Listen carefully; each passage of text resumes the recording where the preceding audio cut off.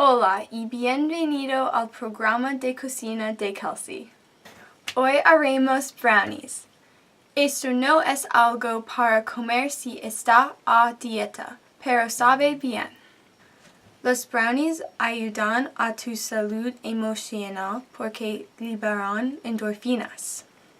Necesitarás una mezcla de brownie, 2 huevos, agua y aceite. Primero, precalentar el horno a 350 grados.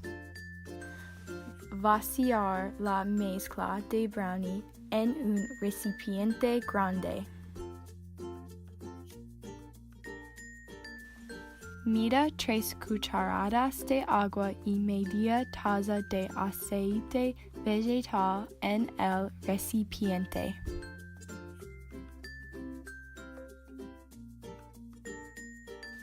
Raja 2 huevos en el tazón.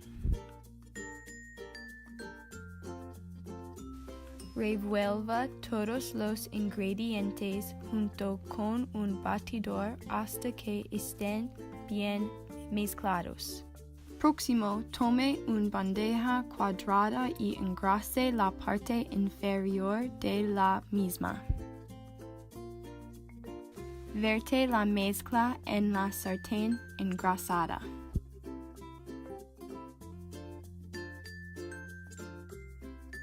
Coloque la sartén en el horno durante 26 minutos o hasta que haya un palillo y se pegue en él y salga limpio. Una vez que se hayan sacado los brownies del horno, espolvoree la res picada en la parte superior. Deje reposar hasta que se enfríe y disfrute.